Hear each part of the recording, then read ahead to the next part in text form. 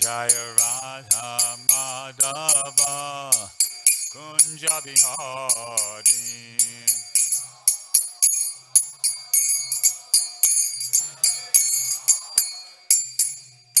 Jayam Vishnupad Paramahansa Prabhupada Sri Srimada's Divine Grace Swami Srila Prabhupada Ki ISKCON Bibhidipanda Chari Srila Prabhupada Ki Jayam Vishnupad Paramahansa Prabhupada Stota Sri Srimada's Divine Grace Bhakti Siddhanta Saraswati Goswami Maharaj Ki Ananta Gauri Vaishnavinda Ki Namacharya Srila Haridas Thakur Ki Prem Se Kaho Shri Krishna Chaitanya Prabhu Nityananda Shri Advaita Gadadhar Shri Vasari Gaura Bhaktivinda Ki Shri Shri Radha Krishna Gopinath Shamakunda Radhakunda Giri Govardhan Govardhan Ki Nabharit Mayapur Dham Ki Ganga Jamuna Maya Ki Tulasi Devi Maharani Ki Samaveda Bhaktivinoda Ki Harinam Sankirtana Ki Vriha Madanga Ki.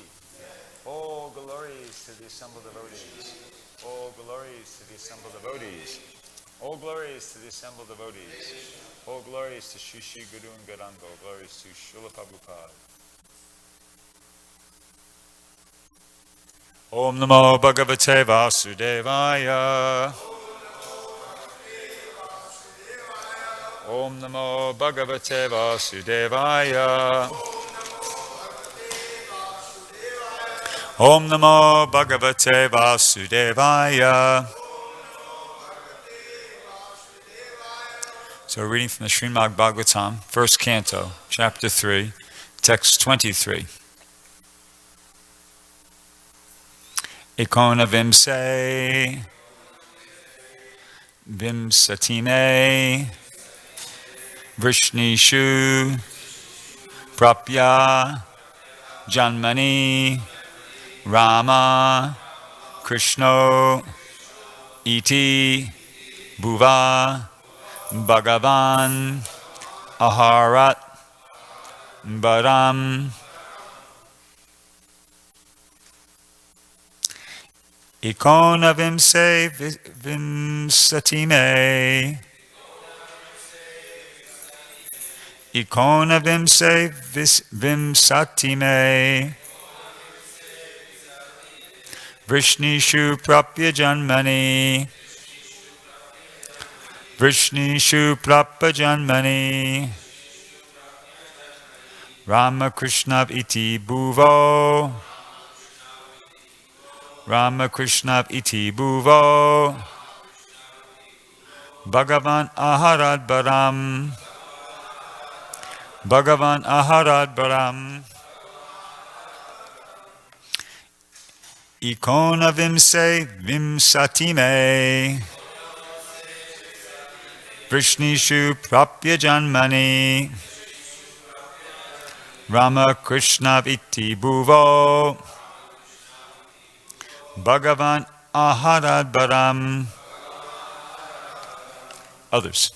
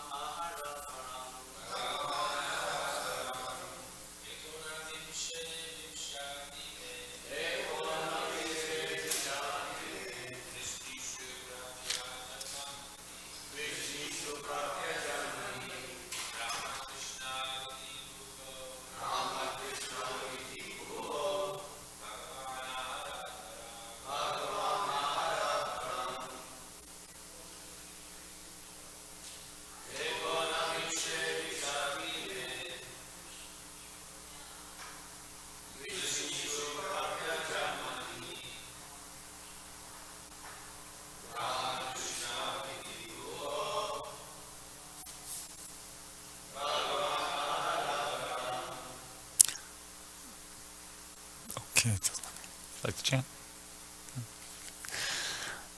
Ekonavimse in the 19th. Vimsatime in the 20th also. Vrishnishu in the Vrishni dynasty. Prapya, having obtained. Janmani, births. Rama, Balaram. Krishna, Sri Krishna. Iti, thus. Bhuva, of the world. Bhagavan, the personality of Godhead. Aharat, removed. Baram, burden. In the 19th and 20th incarnations, the Lord invented himself as Lord Balaram and Lord Krishna in the family of Vrishni, the Yadu dynasty, and by so doing he removed the burden of the world. Purport: the specific mention of the word Bhagavan in this text indicates that Balaram and Krishna are the original forms of the Lord. This will be further explained later. Lord Krishna is not an incarnation of the Purushas, as we have learned from the beginning of this chapter. He is directly the original personality of Godhead, and Balaram is the first plenary manifestation of the Lord. From Balaram, the first phalanx of plenary expansions, Vasudev, Sankarshan, Aniruddha, and Pradyumna expands. Lord Sri Krishna is Vasudev, and Balaram is Sankarshan. Om Gyanantimiranda Jananjana Shalakaya Chakshura Militam Yena Tasmai Shri Gurave Namaha Shri Chaitanya Manobishtam Stapidam Yena Bhutale Swayam Rupa Gadamari Mayam Dadati Swapadantikam. Okay, so Prabhupada says here the specific mention of the word Bhagavan in this text indicates that Balaram and Krishna are the original forms of the Lord. This will be further. Okay, the reason they're mentioned here in this list is, because this is listing about incarnations. So it's in a latter purport, Prabhupada says, well, they were avatars. They did descend from the spiritual world, but technically, they're not avatars. They're avatari. Krishna is actually this, and Balaram. Well, Krishna is the source of all incarnations, but he's listed here because he also did descend, into the material world. Lord Krishna is not an incarnation of the Purusha, as we have learned from the beginning of this chapter. He's directly the personality of Godhead, and Balaram is his first plenary manifestation of the Lord. I'll go over some, just present some technical things for the benefit of those who are newer devotees. So Balaram is Krishna's first expansion. He's what's known as a swamsa expansion. Swamsa means unlimited potency. And the only difference between Krishna and Balaram is his bodily structure. Otherwise, this is right out of I copied this right out of the books here. The difference is their bodily structure. Otherwise, Balaram is a swamsa. He also has unlimited potency. Prabhupada does give the example, to understand the incarnations, how the departure eva, how's it go? The departure eva abapechu. Yeah, that verse. From the Brahma Samhita, it's like if you have a candle, with that candle you light so many other candles, so Krishna's that original candle. And another point Prabhupada made about expansions is that he said, just very simple point, he said, just like if we're in a room, that's it. We're just in that room. We're not able to be simultaneously present in other places, whereas for Krishna that's not the case. Krishna can be simultaneously present in many places at once through his expansions. So it's mentioned here how Balaram is the, as it put it, Prabhupada says here, from the Baladev, the first phalanx of plenary expansions comes. And then there's a second phalanx, and there's so many different expansions. An interesting point is that Lord Chaitanya is not an expansion of Krishna. Lord Chaitanya is Krishna. That's an important point. I think I copied down a statement here. Someplace. Yeah. Lord Krishna and Lord, this is from a purport, subsequent purport. Lord Krishna and Lord Chaitanya, Lord Sri Chaitanya Mahaprabhu are therefore incarnations, but the original source of all other incarnations. So in other words, it's incorrect to think of Lord Chaitanya as an incarnation of Krishna. He's Krishna. Okay?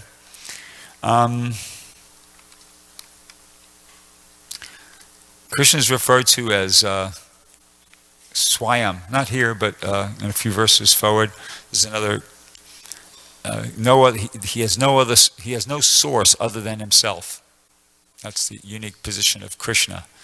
And Krishna has 64 principal attributes to 100%. You know, he's full of, he has these attributes completely, whereas all the other Vishnu Tattva expansions can only have up to 93% of those attributes, those 64 attributes.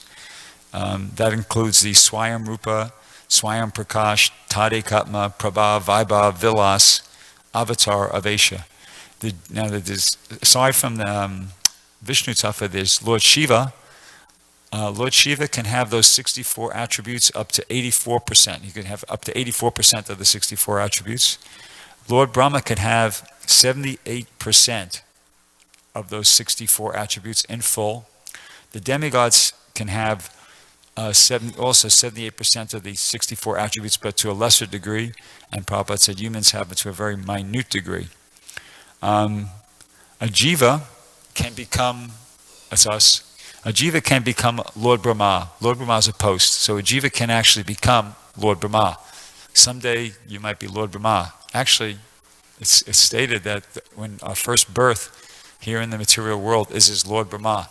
Sorry question, Prabhupada, about that, because it seemed like, Prabhupada, there's so many jivas, how could there be so many Lord Brahmas? And Prabhupada said, well, why you doubt? It's so many universes. So our first birth is as Lord Brahma. A jiva can become Lord Brahma, but a jiva cannot become Lord Shiva, or of course a jiva cannot become Lord Vishnu. It's even Lord Shiva is in a different categories. Shiva Tattva, he's not a jiva.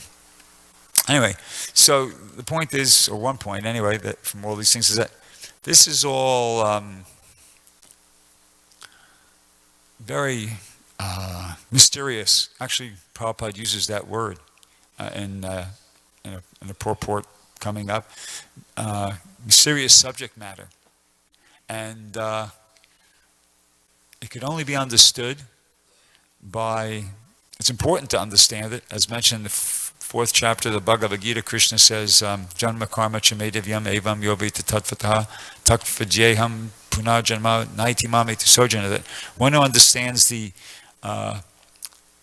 truth, Janma karma chamedevyam evam yovita tattva, one understands the truth about my appearance and activities.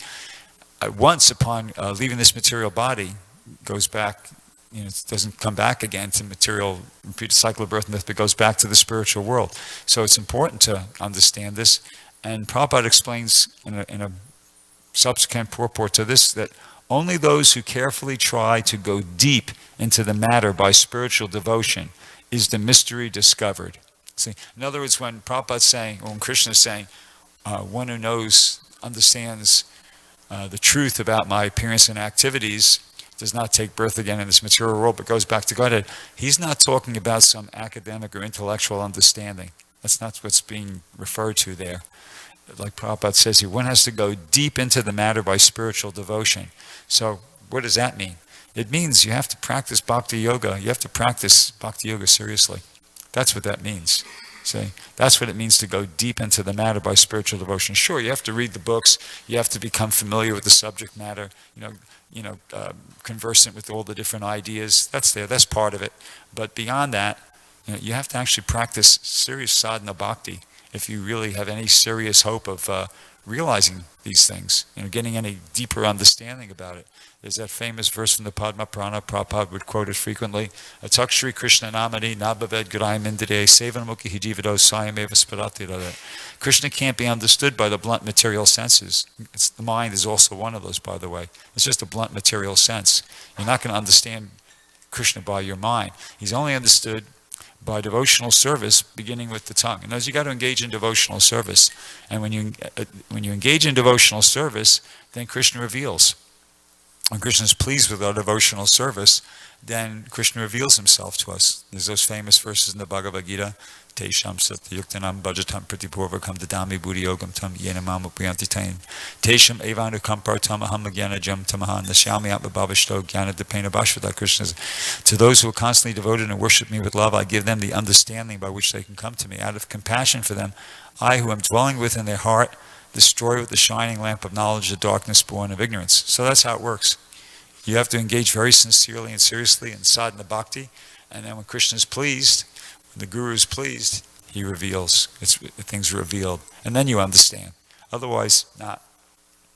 There's no question of understanding. So we have to engage like that, very seriously and sincerely in devotional service, and then Krishna will reciprocate. And the way he reciprocates won't be the same. Not everybody will experience the same reciprocation, because not everybody's going to surrender in the same way. We're all kind of individual. That's cool. Krishna says in 4th chapter Bhagavad Gita, Yayatamam papajante tam sataiva bhajamiham. As they surrender unto me, I reward them accordingly. So in other words, the point is, there's no like one way. There's obviously there's certain underlying principles, to devotional service, but there's no one way in which one has to surrender.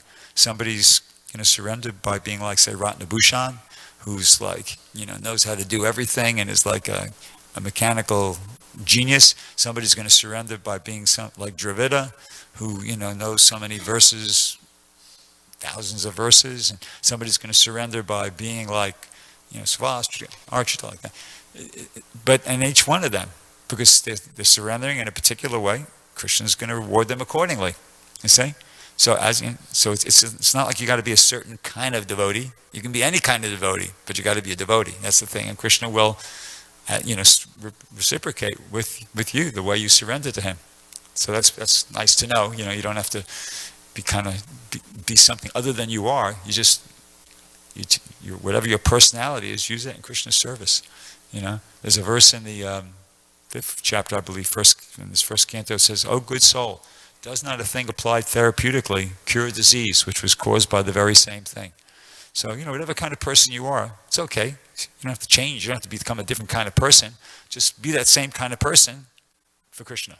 Just, use your personality, whatever talents and abilities, whatever your psychophysiological makeup is, just use it in Krishna's service. Krishna will reciprocate.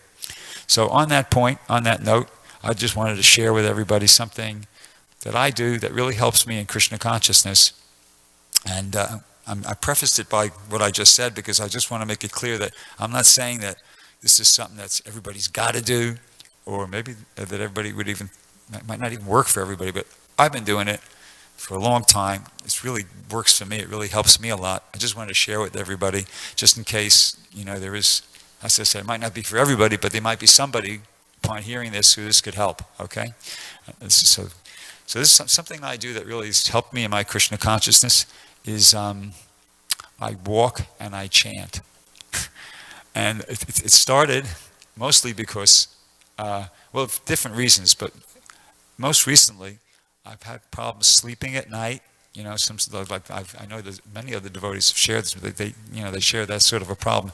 And at one point, I just decided, you know what?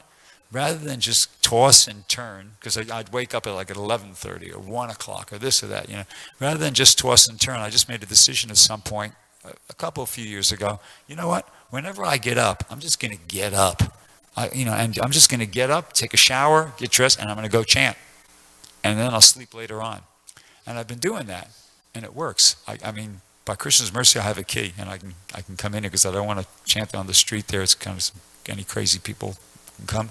But I just get up, and I come here to the temple room, and I just start walking around, and circumambulate Prabhupada, and of course now, Mother Yasoda and Damodar.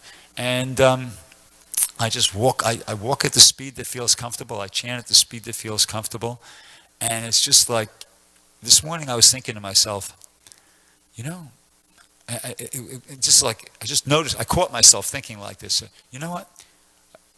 When can I actually start doing this? I suppose I could start any time after midnight. Now I thought, well, no, actually, they'd close the temple at about 9 o'clock, 9:30.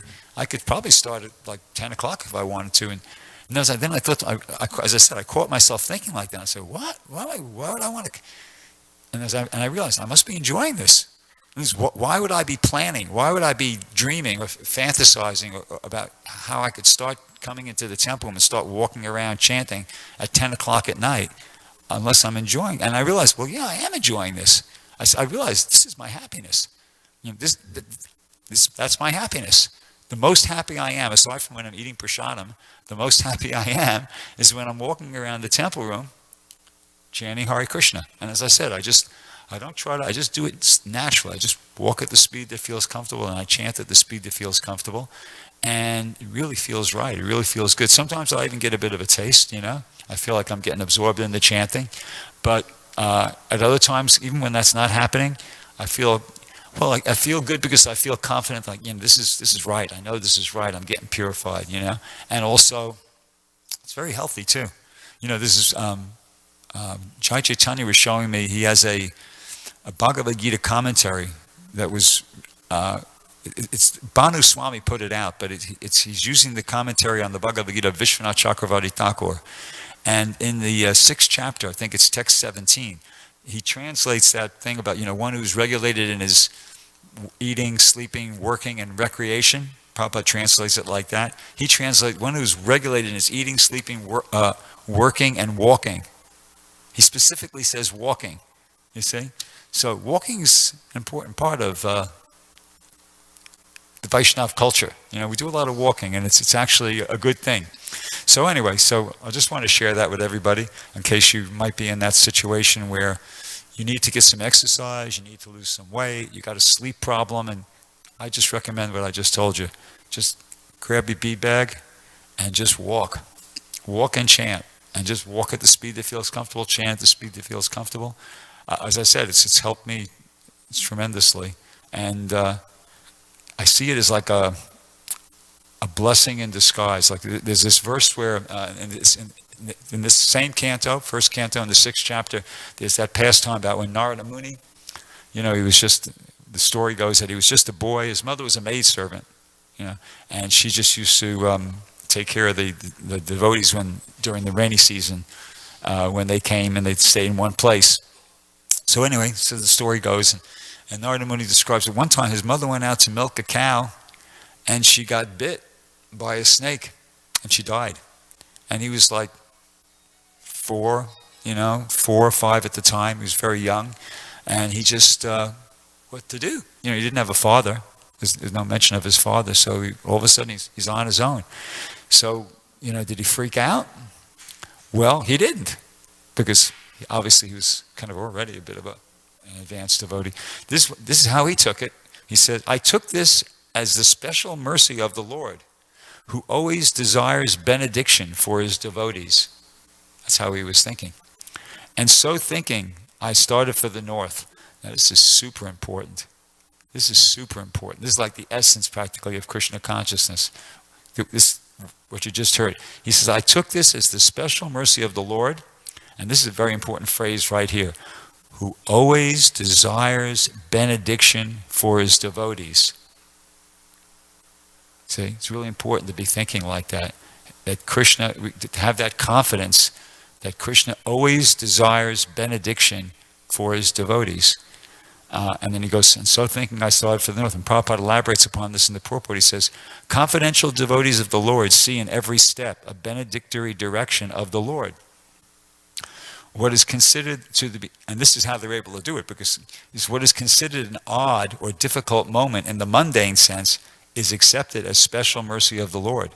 You see, and why? Because the devotee is confident that, Krishna's got my back, Krishna's always looking after my interests. He sees a benedictory direction there, and therefore he's not bewildered even in odd and difficult moments. And I looked up the dictionary definition of the word benediction. Basically, it just means a blessing, and that means like a favor or gift bestowed by God. See, so that's how a devotee's thinking. A devotee's thinking that whatever's happening, this is Krishna's mercy. Prabhupada gives the example. He doesn't give it exactly in this context, but it's relevant, it's applicable. He gives the example of the cat with the kitten and the cat with the rat. You see? When the cat has the kitten in its mouth, the kitten is not, the rat's freaking out. If you've ever seen that, if you ever lived on a farm or anything like that, I for periods of time, and the rat or the mouse is like, forget it, they're just totally, because it means death for them, and they know that, you see? But the kitten is totally cool. When a cat comes, when the mother cat comes and grabs the kitten, she bites him and picks him up by the back of the neck like that, the kitten is not in any anxiety at all whatsoever. The rat's like, it's like totally freaked out.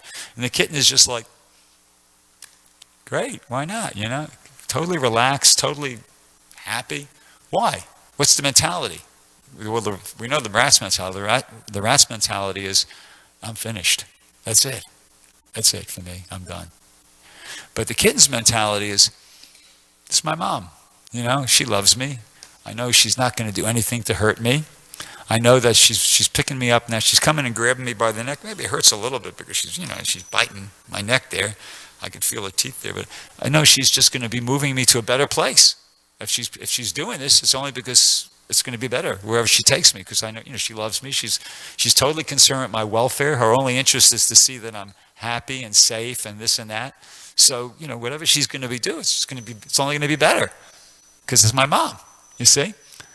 So that's how the kitten just enjoys the ride. He enjoys the whole thing. See, so that's how a devotee is. To the degree we're able to be thinking like that, to that degree we're going to have a lot easier run here in this material world.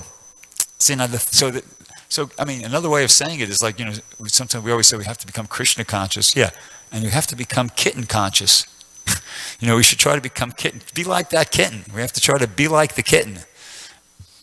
Have that sort of a confidence of, feeling about our relationship with Krishna, that Krishna loves me. Krishna's only interested to help me, benefit me, just like the cat with the kitten, you see? If something's being brought into my life, it's for my benefit. It's because I need to get rid of certain qualities, and I need to develop other qualities. It's just Krishna's just trying to help me. Krishna's just trying to help me become the kind of person I need to be in order to go back to the spiritual world, to be with him eternally. That's what's going on. That's how a pure devotee thinks, you see? Now, in the case of the rat or the kitten, you one or the other. You're either a rat or you're a kitten. There's no such thing as a ratten, half rat and half kitten. You're a rat or you're a kitten in the material world. But that's where the analogy breaks down, because in terms of our lives, it's kind of like you can be in rat consciousness, or you can be in kitten consciousness, or you can be someplace in between. So, becoming Krishna conscious is the process of going from rat conscious to kitten conscious, in the sense that going from the consciousness of thinking there's nothing out there. There is no God. There is no higher power that's, concerned about me, is interested to help me, cares about me. I'm on my own. It's survival of the fittest. It's the law of the jungle. Might makes right.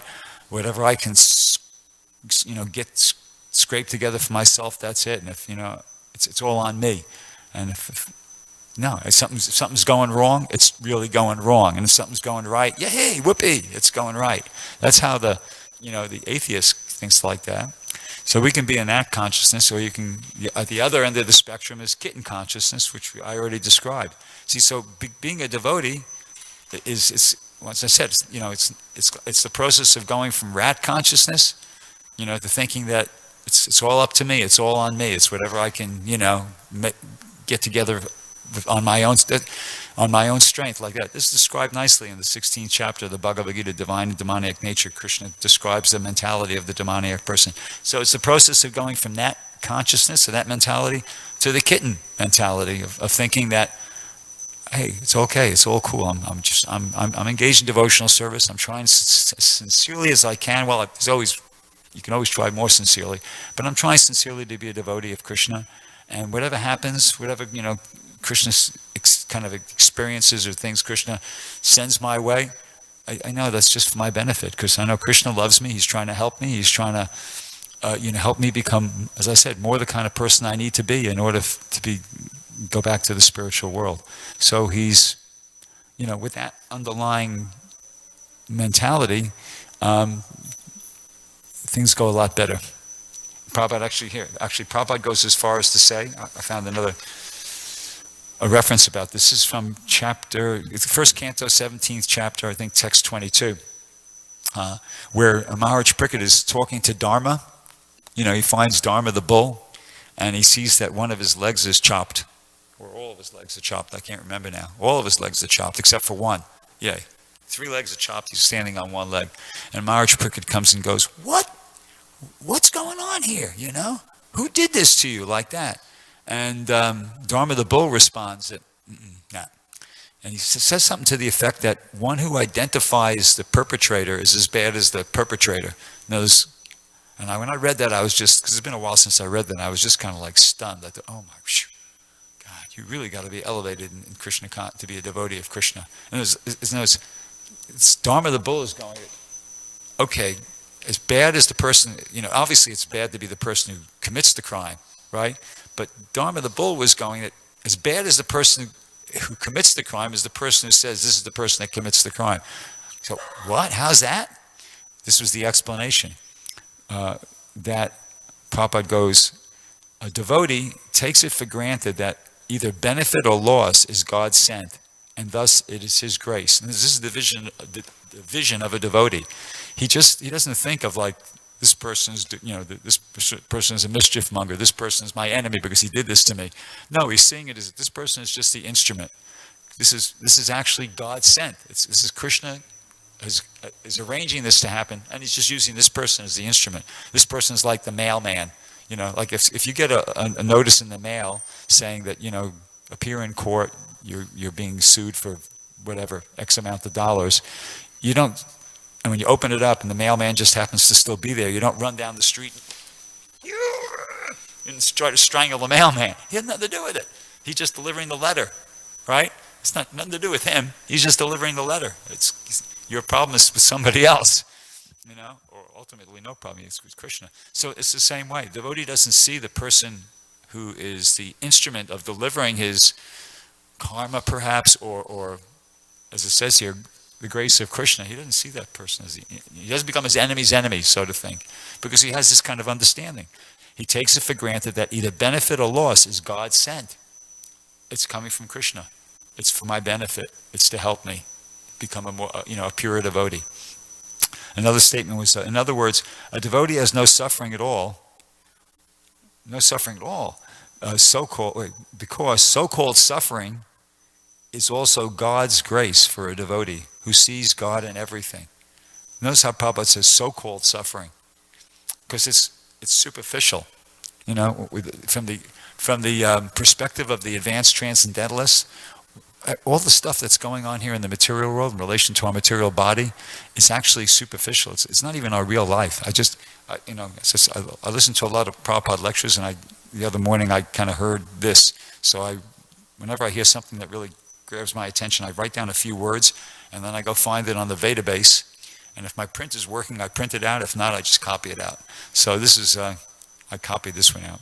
This is from a lecture Prabhupada gave in London, Bhagavad Gita lecture he gave in London in 1973, August 8th, 1973. He says, on this point of how so-called suffering, it's everything in this material world is so-called. The suffering is so-called. The happiness is so-called. This is the so-called world. This is not the real world. It's like a dream. Anyway, I'll read you what Prabhupada said. He said, here happiness means sense gratification. Actually, this is not happiness. Real happiness is described in the Bhagavad Gita. Sukham adyatikam yattad atindriyam. Real happiness, adyantikam, the supreme happiness, is not enjoyed by the senses, the material senses. Atindriya, surpassing, transcendental to the senses. That is real happiness. But we have taken happiness as sense enjoyment. So by sense enjoyment, nobody can become happy, because here it comes, it gets more. Because we are in the material existence, and our senses are false senses. That's the essence. We are in the material existence, and our senses are false senses. These are false senses. You see? He says real senses, spiritual senses, we have to awaken, he says we have to awaken our spiritual consciousness. Then by spiritual senses we can enjoy. See, so in other words, there's these false senses, and then there's the real senses, the spiritual senses. So that's the whole, once again, that's the whole process of Krishna consciousness. It's purifying the consciousness to the point where we're not identifying with these false senses. If these are false senses, if you're taking shelter of the false senses, then you're having a false experience. Yeah. Actually, what we're experiencing, what most people are taking as life, is just like a what's called a virtual reality. They're not actually experiencing life. You're not actually experiencing life. People who aren't devotees, people who aren't advanced devotees, what you're experiencing, what you're thinking of is this is life. It's actually, you're just like in a movie almost. You're in a virtual reality. You're experiencing something, but it's like a dream. It's like what you experience in a dream. And when you wake up from a dream, you realize, wow, what was that all about? So in the same way, when we actually become advanced in Krishna consciousness, we're gonna view what we're experiencing, what we're thinking of now, possibly if we're not advanced, as reality. We're going to be able to understand that wasn't reality at all. It's just like a false experience. We're experiencing things through false senses. We're going to have a false experience. But when we become purified and elevated and experience life through our real senses, the spiritual senses, then we'll be experiencing what's what. So the point is that's just supports even more what I was saying about how it's like a bit of philosophical understanding to support the idea that when things are happening to devotees, when reverses are happening in devotees' lives, it's because Krishna is trying to get us out of this false reality. Krishna is trying to help us out of this illusion. We're identifying this material body. Material body, Prabhupada said, means material senses, as who we really are. Krishna is trying to get us out of this illusion. And sometimes we don't.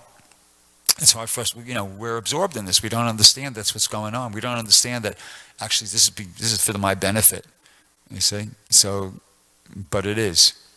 And so we have to take shelter of the philosophy and remind ourselves of this and just cooperate with Krishna's program. Krishna's trying to help us get out of here. Let's see, I'm trying to...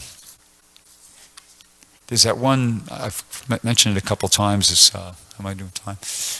This purport in the 8th canto where Prabhupada says in the last paragraph of the purport, he says, only Krishna can deliver us from this material existence. Indeed, he is always trying to do so.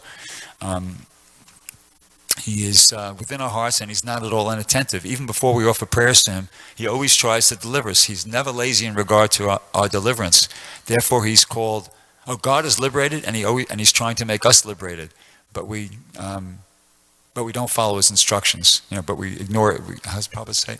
But we refuse to accept his instruction. But he does not become angry. And Prabhupada says, therefore he's known as Buddhi Karunaya, which means unlimitedly merciful in delivering us from this miserable condition of material life and taking us back home, back to Godhead. See, so that's what's going on. That's what's going on here, especially for devotees. It's true for everybody. That's true for everybody. That's true for every jiva, right? In the material existence, but it's particularly true for the devotees, that Krishna is trying to deliver us from this miserable condition of material life and take us back home, back to Godhead. You see? So we just have to, understand that, be confident that's what's happening, and just try to cooperate, with Krishna's trying to do to help us, and not, make it easier for ourselves. Actually, I'll stop there. I think I kind of made enough different points. Anybody have any comments or questions about anything I was saying? Yeah, Bhrgupati.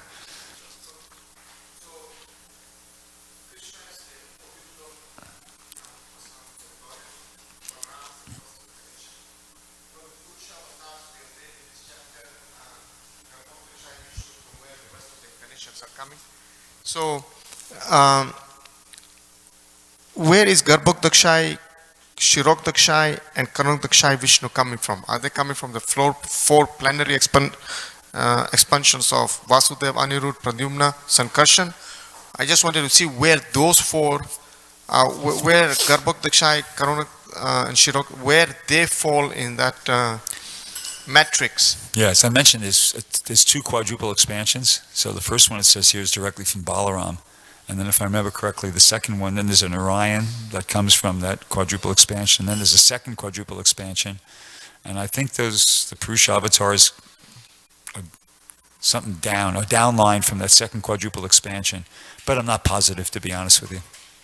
I'd have to research it. So it's kind of technical. Does anybody know for sure where the Purusha avatars? Yeah, go ahead. Yeah, from Krishna comes Balram, from Balram Sankarshan, and from Sankarshan Narayan, from Narayan Mahasankarshan, and from Mahasankarshan comes Mahavishnu. That is the first Purusha. Okay. How does that relate to those quadruple expansions? You said from Balaram comes Sankarshan. That's the first quadruple expansion, Yeah, right? that is the first. But then there's Narayan, and then there's a second quadruple expansion. And then, so where did the Purusha avatars come in the picture? It's something The after quadruple expansions, the Sankarshan represents Balram, Yeah. and Pradyumna represents Krishna, right? So where did you just say Vasudev represents Krishna, and Sankarshan represents Yeah, Balram. I know that. So, but where did you say the Purusha avatars come from then? From Sankarshan comes Of the second Narayan, quadruple expansion, from Narayan comes Mahasankarshan, and from Mahasankarshan comes Mahavishnu. right? Okay, so that's That of the second quadruple First, expansion. Yeah, second quadruple. Okay. Anybody else have any questions or comments? Okay, thank you very much. Srimad Bhagavatam Ki Jai.